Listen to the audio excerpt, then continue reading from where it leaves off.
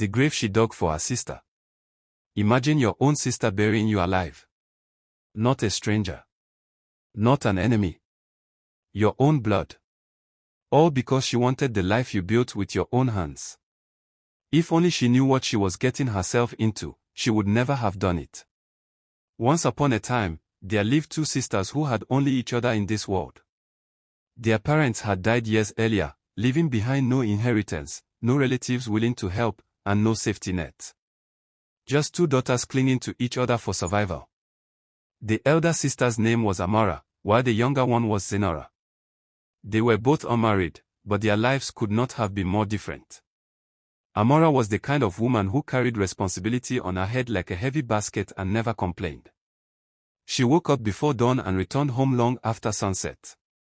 Through sheer determination, she built a small but comfortable life for herself. She owned a modest two-bedroom house in Brighton Estate, ran a thriving provision shop in Oakfield, and lived quietly, minding her business.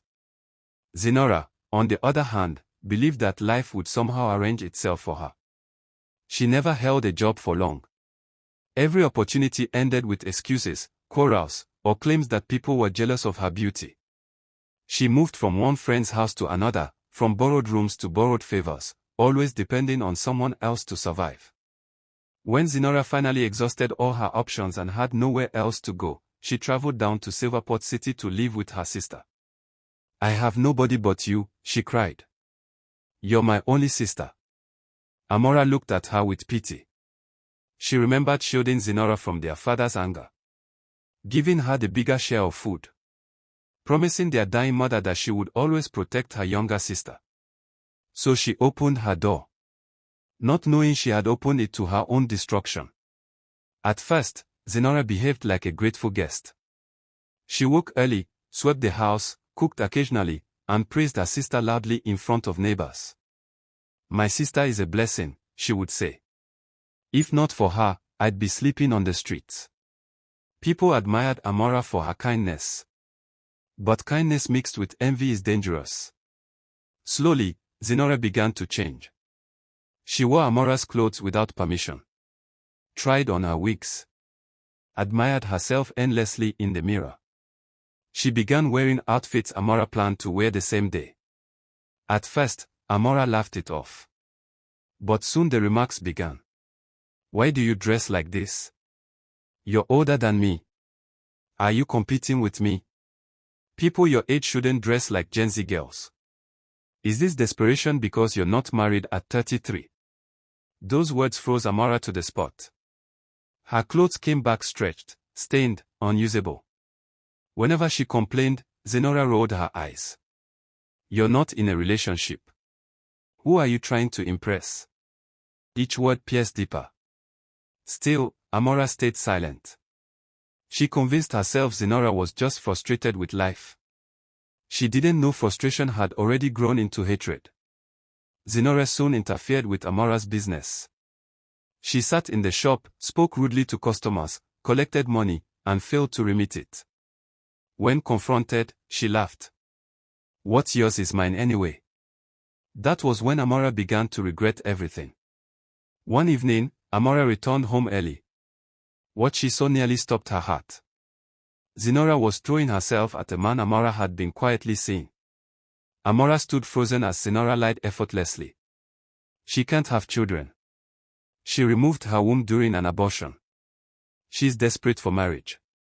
The man left confused and embarrassed. Zenora smiled when she noticed Amara. Amara said nothing. But something hardened inside her. That night, she made a decision. She would not fight. She would let Zenora go. Amara became unusually kind. She praised Zenora publicly, allowed her to handle the shop, never corrected her insults. Zenora's arrogance grew. Then one afternoon, Zenora announced excitedly, "I got a job in Rivercrest City. Big pay. Accommodation. Car." Amara smiled. God had answered her prayer. Zenora left with pride. But her attitude followed her.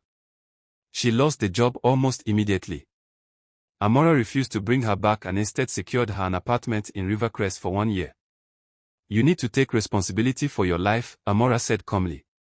Zenora stayed, bitter and resentful. Determined to marry rich, Zenora frequented high-end places.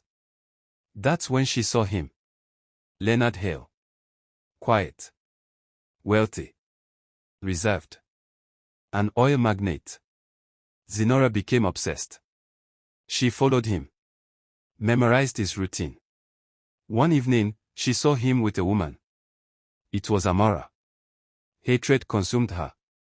Weeks later, Zenora returned to Silverport unannounced. She pretended repentance.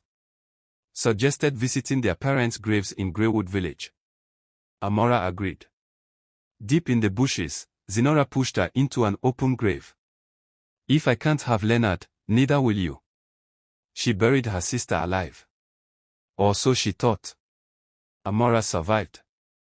Leonard had alerted authorities immediately. They rescued her minutes later. Together, they devised a plan. Zenora walked straight into it. At Leonard's guest estate in Rivercrest, Zenora met Amora face to face. Alive. Police officer stepped forward. Zenora collapsed. She was arrested.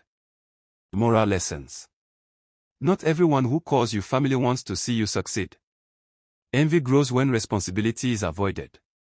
Kindness without boundaries invites destruction. Distance is wisdom when respect is absent. People reveal who they are, believe them the first time. Envy starts quietly. Thanks for watching. Please like, share and subscribe to my YouTube channel. Tell me which country are you watching this story from. Comment below.